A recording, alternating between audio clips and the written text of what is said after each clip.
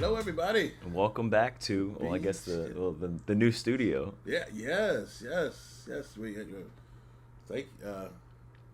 What else can I say? I'm lost for words because I'm so excited that we're in a new place. Man. Yeah. You guys can see that we've got a little bit more space now for the new posters. We finally got the horror one hung up too.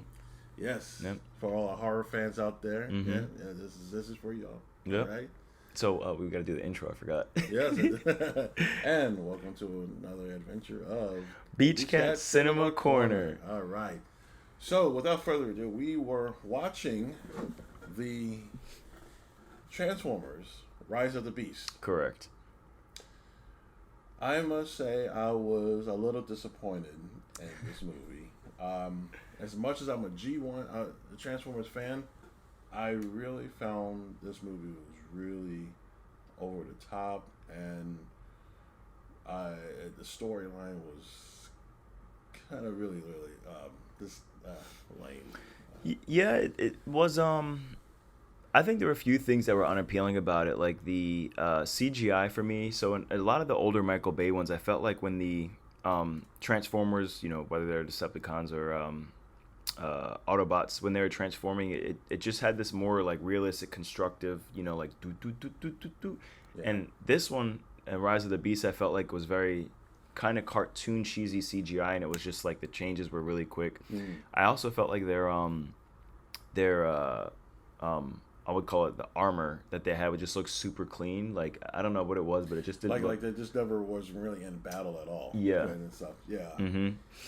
Yeah. And then go to show. And then here's one thing: when Optimus Prime is out there when he's shooting, where's his rifle? Yeah. Where's his rifle? I mean, he's always has his rifle. It's that rifle, right? They probably can't see it in the poster, but no. Well, what Gary was trying to illustrate, over here we have the Transformers the movie, cartoon movie back in '86, and that's actually Ultra Magnus. He's the one that Prime wanted to become the leader after when he died. Okay. In '86, but I mean, no, Prime's rifle. We'll illustrate it, of course, and I know a lot of our audience members know those who watched the old Transformers G1 back in the '80s. Mm-hmm. I mean, yeah, he had a big rifle.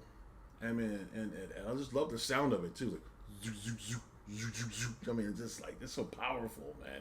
Yeah. And any of y'all have saw the Bumblebee movie. I mean, he had his rifle in there too. So now all of a sudden, in Rise of the Beast, he doesn't have his rifle. Why? Yeah, and I think that it went an interesting route. I mean, I like Scourge. I like his ability. I thought that was pretty cool. I love that we finally got to truly see Unicron, because I know that in the other films, I want to call her the Cyber Queen. The Cyber Queen was obviously hinting, I think she was walking on like a beach or something, where she was reflecting or talking about potentially bringing back Unicron, which I would not like to see this Autobot universe or world or whatever it was fight. I would like to see the Michael Bay's version deal with Unicron, because I know that we're going to, in my opinion, get so much more out of it. Right. And that ending for me, man, that tarnished my reviews for this movie real heavy. So I'm hoping that many of you have seen it. If those who haven't seen it, you can turn this off. But as a spoiler alert, as Garrett was mentioning, that the ending was just so, lack of a better word, like Scooby. Yeah. Okay. I mean, yeah. Okay, I'm thinking that maybe he was going to work for S7 or something like that. Some secret that was like during for the Michael Bay movies. Mm-hmm. But now all of a sudden, the guy gives him a card for G.I. Joe. G.I. Joe. Yeah. G.I. Joe. I mean, well, I didn't care too much about the movie, but the cartoon once again was great. But okay, yeah, I know it's Hasbro. Transformers is Hasbro. Right. But what does that got to do with them together? Are they going to combine together and make a movie? I hope not. Yeah, I don't see how there would be any need for any of that. And again, like I kind of hope that this movie is almost like a side quest movie from the original timeline. Yeah. I just I wasn't too impressed. There were some scenes that stood out to me. Obviously, like when Mirage had died, There was one more that stood out to me. When what is the bird's name? Aerith. Yeah, yeah, I can't think of it. Yeah, It was like Aerith. Eris or Aerith or something. When the bird had died, and Optimus Primal had to, obviously kind of do this Had to emotional crush her. Yeah, hug to death thing. I was really I like that scene a lot. that was Again, even in the beginning of the movie, there were two primates, and I don't even know who the other one was. that's another thing too. Yeah. Because where did that other primate come from? I mean, people help us out on that. Maybe some of you guys may know on that. I mean, what was that other primate? Because Optimus Primal. Right. And then you had the other ape that seemed like, was it superseding of Optimus Primal? Or was it just that it told Optimus Primal to carry on with the key, and then I'll take care of Scourge. Yeah. And I think that I've seen enough Transformers movies where I almost want there to be two parts. Like the same way at the end of Endgame, I think it was, or Infinity, where whichever one came first. I think it was Endgame. When Thanos pretty much beat everybody. Like I'm at a point now. Infinity Wars. Infinity Wars. Endgame was the second. Infinity Wars. I'm at a point now where I really just want to see Unicron come and just like mess everything up or something, because it's like we've seen the Autobots win 6 movies already in a row. Yeah. And I feel like that formula, as much as I love Transformers, I feel like that formula is just like, okay, like I want to see something different now. Like, where is there a real challenge, Right. Because it's like we've seen it 6 times, so if a 7th movie comes, I mean, it's probably going to be Megatron if it's not Unicron, and we already know how that's going to end. So yeah, see, that's another thing that gets me. Okay, on the Rise of the Beast. Okay, so you have Scourge, but once again, back in Transformers '86, the cartoon movie, you had Megatron form into Galvatron, in which Galvatron was now the head honcho under Unicron. Then he had Scourge. Then he had Cyclonus, was also too one of Galvatron's henchmen. I think, and there might be another one. I can't remember for sure. Audience, help us out if you forget on that one. yeah. So that's why I was like, well, but Scourge. I mean, he's nothing. I mean, he's hardcore though. Don't get me wrong, but I just think that. I mean, where was Galvatron of all this? Yeah, and then also even in the Beast Wars animated series, I believe Megatron was like a T-Rex or something, and then he obtained something and he went into he fell into that lava pit or whatever he was, and he turned into a dragon. And I was really looking forward to seeing that in the Rise of the Beast, but obviously we didn't get it. Yeah.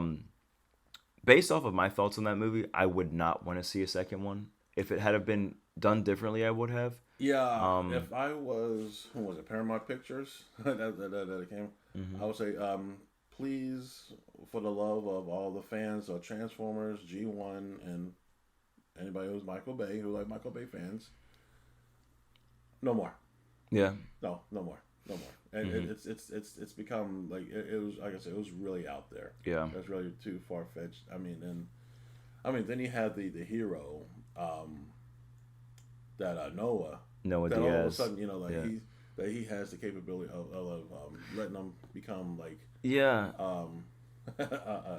somewhat like a Transformer, something like a Mega Man or something. Yeah, Nintendo. Don't get me wrong, I love Mega Man. Right, I used to play Mega Man as a kid, but it was just, I think it was just way out there. It was just and even that thing on his wrist just looked so. It looked like he just honestly grabbed it from Burger King. Like there was no, like it was like a rush prop. Like there was no budget for that specific thing. You know?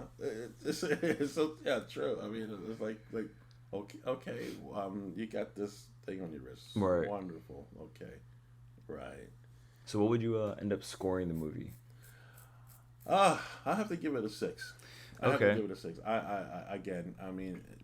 Now the acting was pretty good. I mean, the actors were good. They did what they possibly they can. Right. You know? I mean, and the voiceovers, you had Peter Dinklage doing the voice of Scourge, and you have Peter Davison doing the voice of Mirage, and then of course the greatest of all, Peter Cullen doing his voice as Optimus So it's Prime. P3. Yeah, and I think that would probably. Maybe I will bump it to a 6.5 because of Peter Cullen is being in there. But but what about you? It's very hard for me to come above a 6. The movie was not horrible. I didn't have any expectations going in, but the bare minimum was looking at it from the past. I mean, because sometimes when you look at movies who are directed by different people, you have a preset expectation. But we already got five movies already by Michael Bay, or 4 or 5 movies? So it's like that notion is already there. That's probably like a decade worth of films, if not. Somewhere give or take. And with the movie Bumblebee, I mean, I see where they were trying to appease all the G1 fans, right? Such as myself, and which I liked it. It was I think still could have been better, but I liked how they were trying to, like I said, keep it back in G1, and then into the next chapter where Bumblebee and Optimus Prime goes across the bridge. Yeah, and this entire film to me almost looked like a giant car commercial. Like every few seconds, I was just waiting for like some narrator's voice for BMW or Mercedes-Benz to come out, because of the way that the cinematography looked. It looked very commercial-like to me versus a theatrical. See how slick that Bumblebee was going across. Yeah, something like that, That's a fancy car. I just like that, man. Voiceover guy here, by the way, guys. I would score it probably, I would say 5.95. Okay. Yeah, so it's really floating around that 6 range. That ending for me it made no sense. I don't ever want to see those worlds combined. No. And I watched G.I. Joe and had a few action figures as a kid, the cartoon, but I wasn't too big of a fan of it, and I just really want to see robots fight. I love the human drama. I'm a big Shia LaBeouf guy. Honestly, I would watch another 5 movies of Transformers with Shia LaBeouf. I mean, he just was humorous. His dad was humorous. Loved the relationship with his parents. It was, and that was, and it's just like I said, that was great writing. It was, the humor, everything was so timely. It was so perfect. You know, I mean, I thought, even though I think Michael Bay could have done some more homework and make the Transformers look more G1. Once again, I'm sorry. I know I sound like a broken record. Yeah, because you talked about Mirage's car too. There you go. Yes, thank you. Mirage's car. Okay. All my G1 fans out there, what was Mirage originally? A F1, wasn't it? He's about to curse. No. It's an F1. No. It was an F1 racing car. Yeah. That was Mirage. And in the cartoon, right? Mm-hmm. Then now, in the movie, all of a sudden, when I was saying, when we were looking at the preview of it, that's why I was like, oh my gosh. When I seen a Porsche, I was like, oh my gosh, that's Jazz. Then all of a sudden it calls Mirage. I was like, what? Mm-hmm.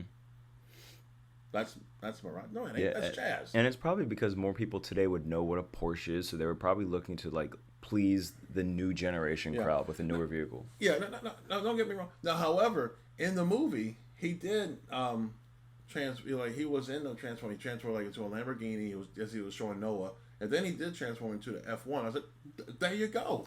Right. Keep yourself that way. But I know it's like a code of streets. You see the F1 out there in New York City driving around and all that stuff. Huh? Mm-hmm. But I mean, well, yeah, I really had to bite my tongue on that one until I was just really cringe. I was like, right. You know, I mean, if you're gonna do it, just might as well just have them being Jazz. Yeah. And then then have playing all the music from Kenny G or whatever. Mm-hmm. You know, but it's Jazz. Most of us don't recognize the Porsche as being Jazz. That's right. I'm sorry. Sorry, not sorry, but yeah, you get my point.